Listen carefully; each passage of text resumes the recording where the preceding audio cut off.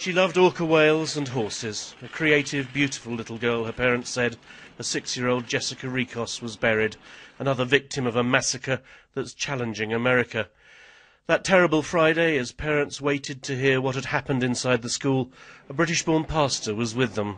One parent, one mother, in desperation cried out, "Are there any survivors? Are there any survivors?" There was silence, the officials were looking at one another, and then they said, "No, there are no survivors." And I don't know that I'll ever forget the noise as people wept, wailed, yelled. It was a horrible noise as people, suddenly reality hit. There were no survivors.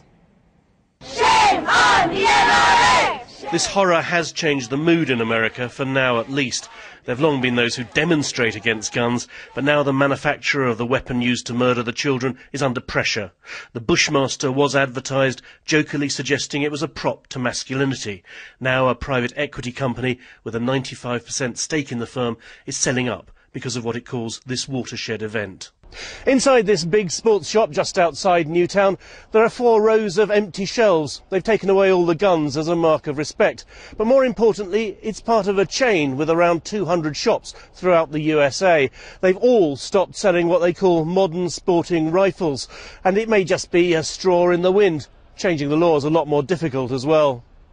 This year, nearly 17 million Americans have bought at least one gun. There's no chance of a ban on handguns. America's highest court, the Supreme Court, has ruled plans to outlaw them in Chicago and Washington, D.C. were unconstitutional.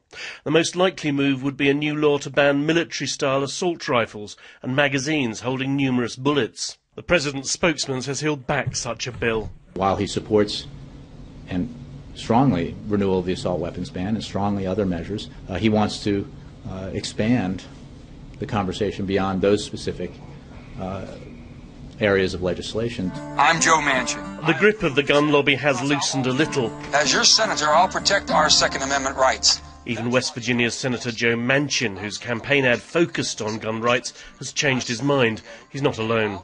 When my daughters asked me Friday night, "Dad, you're in the Senate, why can't we put reasonable restrictions on assault weapons or these rapid-fire ammunition clips?" I didn't have a good enough answer for them. And so I, even as a NRA A-rated member, believe enough is enough. America is in a reflective mood which may not last, but more are now persuaded that weapons designed for war should not be available to take the lives of children. Mark Mardell, BBC News, Newtown, Connecticut.